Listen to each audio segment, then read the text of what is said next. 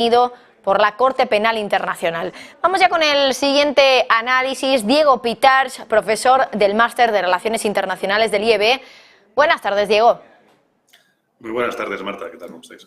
Bueno, lo que se sabe ya es que Putin no va a ir a la cumbre. De momento había mucha expectación sobre lo que iba a ocurrir. No se había confirmado nada, ni se había negado que Vladimir Putin fuera a acudir a Sudáfrica. Ya se ha confirmado. ¿Qué te parece la noticia? Porque ayer, por ejemplo, comentábamos aquí en Negocios Televisión que el presidente sudafricano había dicho que si Vladimir Putin pisaba ese territorio sudafricano y finalmente era detenido, lo que podía hacer Rusia era declararle la guerra a Sudáfrica por el hecho de permitir la detención. Sí, bueno, a ver, poco más se puede añadir a ese comunicado. Está claro que Putin, efectivamente, ante una situación tan, vamos a llamarle compleja, porque al final esto tiene mucho que ver, bueno, tiene un aspecto jurídico internacional muy interesante desde la perspectiva de lo que son las acusaciones en los diferentes países y lo que sería la jurisprudencia y la jurisdicción que tiene cada uno de los países a estos efectos. Entonces, bueno, no es una advertencia, es, oye, si vienes, que sepas que te podemos detener y efectivamente.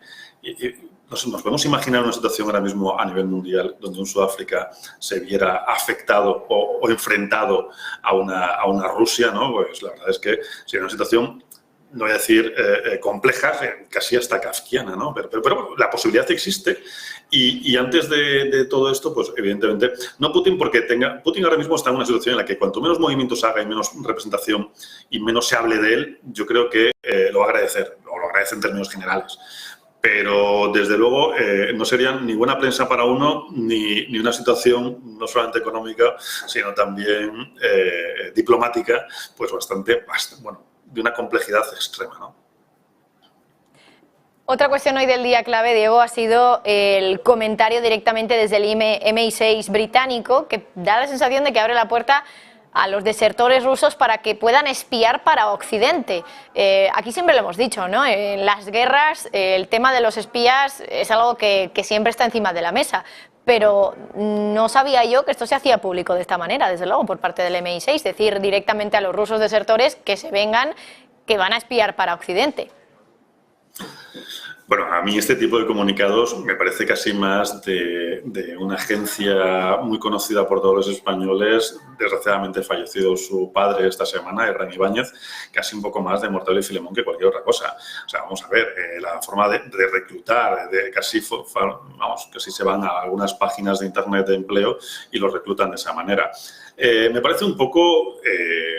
no voy a decir sainete, porque es una obra muy representativa española, pero sí me parece que es una forma de decir, oye, es que te vamos a espiar. Perdona, esto existe desde que el hombre es hombre, la información es básica, pero hay otros medios para conseguir esa información. Entonces, casi hacerlo público de esta manera, perdón, pero casi, no digo que de risa, porque este tipo de cuestiones no dan risa, pero sí que sorprende bastante. A mí, desde luego, me parece que no es la forma más inteligente de un servicio de inteligencia como el MI6. Y hablando otra vez del acuerdo del grano, Diego, porque es verdad que desde Rusia en muchas ocasiones han dicho que el acuerdo del grano realmente estaba beneficiando más a países de Occidente, a países europeos, por ejemplo, que a países africanos. Pero es que hoy ha salido Kenia a decir que es una puñalada por la espalda que Rusia haya roto con ese acuerdo del grano, que no lo haya extendido. ¿Hasta qué punto esto es verdad? Porque Rusia dice una cosa, pero ahora vemos como Kenia insiste en que no les ha gustado nada la idea de que se haya retirado Rusia de este acuerdo. ¿Hasta qué punto realmente el acuerdo del grano permitía que ese grano llegara a países africanos? Bien, es verdad que el acuerdo del grano a quien más afecta realmente es a los países europeos. Sí, a los países africanos también les afecta, pero en bastante menor medida. A mí el comunicado por parte del gobierno keniata ha sido cuanto menos sorpresivo. Yo creo que en este sentido hay algo detrás, no sabría decir el qué, pero hay algo detrás que afectaría este comunicado, porque al final a ver, este comunicado sí es como también tener un poco escaparate hacia, oh, pobrecitos estos señores que no tienen tanto y les va a costar mucho más conseguir ese grano. Yo me remito a palabras que yo llevo diciendo ya también algunas semanas, y es que Putin lo estaba avisando y Putin estaba informando. Oye, mira, es que esto se acaba, esto me estás poniendo una serie de trabas que yo tampoco las voy a aceptar porque yo soy el que va a regular en cierta medida la salida de este grano, y el comunicado por parte del gobierno de Kenia me suena, no digo que lo sea, evidentemente, pero un poquito más de pobrecitos nosotros que no tenemos nada, que malos porque no nos dejan salir el grano, cuando realmente quien más afectado está en este sentido son los países pues menos productores, en este caso de cereales, pues como muchos países de la propia Unión Europea, ¿no? Entonces, no me atrevo a decir específicamente, porque no tengo ese dato, el que haya alguien detrás empujando al gobierno de Kenia y decir, oye, mira, salid vosotros, que sois pues, más pobrecitos en este sentido, y bueno, pues es un poco más una imagen más de presión o de, oye, mira, tenemos que ayudar también a este tipo de países. Bueno, pues en este sentido es verdad que Rusia, pues evidentemente se está guardando sus cartitas porque esto ya lo venía avisando desde hace algún tiempo Vladimir Putin. Y hablando del acuerdo del grano, hoy, por ejemplo, el Kremlin, Rusia, también ha dicho que le da 3 meses a la ONU, a las Naciones Unidas, para reanudar el tránsito del grano. Entiendo que esto es básicamente que les dice, tenéis 3 meses para aceptar mis condiciones y que Rusia entonces retome ese acuerdo. ¿Crees que puede llegar a suceder?